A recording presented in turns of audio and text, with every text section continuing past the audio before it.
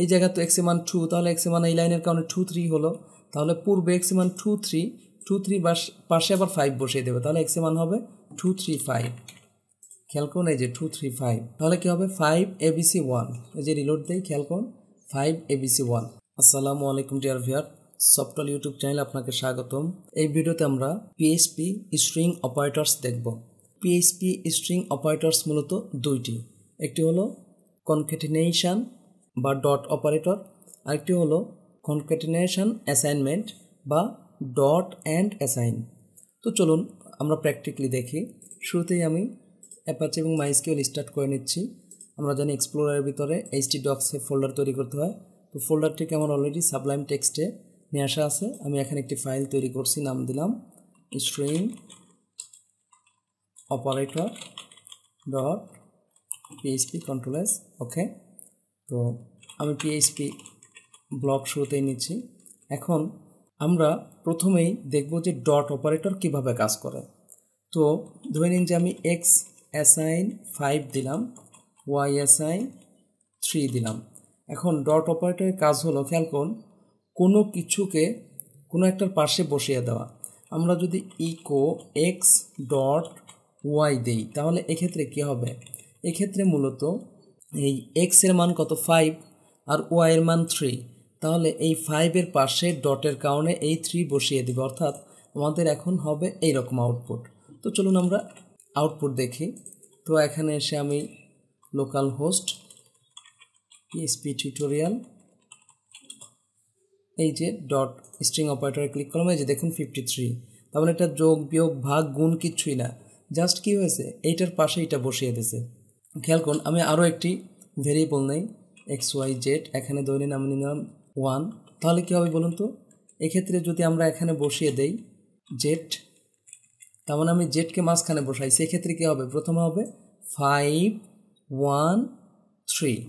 খেয়াল করুন আমরা আউটপুট দেখি, এই যে 5 1 3। ধরে নিন যে আমি এখানে লিখলাম ABC। এবার কী হবে বলুন তো? বলুন তো কী হবে? হ্যাঁ, তাহলে এক্স এর মান 5 ABC, জেটের মান হচ্ছে 1, তাহলে 5 1 ABC। ধরে নিন এই জায়গায় আমি ওয়াই দিচ্ছি, বুঝতে সুবিধা হবে আমাদের।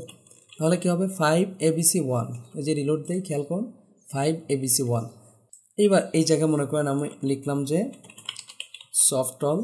ওকে, এভাবেই থাক। খেয়াল করুন তো এখন কি দেখাবে? সফটল ABC 1। খেয়াল করুন আসছে।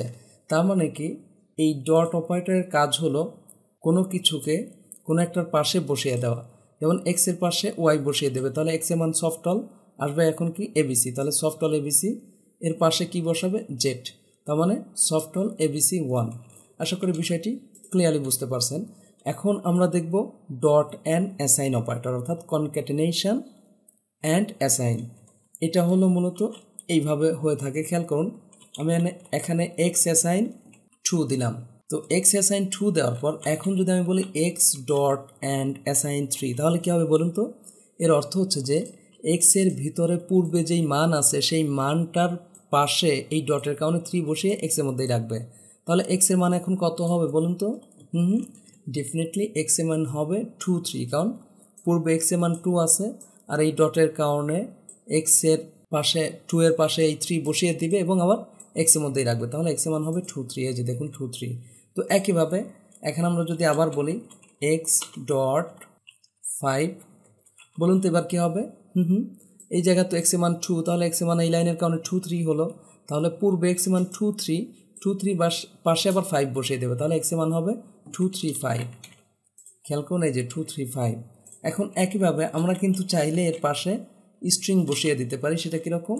আমি বললাম সফটল। এবার কী হবে বলুন তো? ডেফিনেটলি এক্সের মান হবে 2 3 5 সফটল, কারণ কি এই যে 2-র পাশে 3 বসিয়ে দিছে এই লাইনের কারণে, 2 3 এর পাশে 5 বসিয়ে দিছে এই লাইনের কারণে, আর 2 3 5-এর পাশে সফটল বসিয়ে দিছে এই লাইনের কারণে, অর্থাৎ এক্সের মান এখানে হবে 2 3 5 সফটল। এই যে দেখুন, কিন্তু যদি আমরা এটা না রাখি এখন কী হবে বলুন তো? ডেফিনেটলি 2 এর পাশে সফটল বসাবে, অর্থাৎ 2 সফটল। এই যে দেখুন 2 সফটল।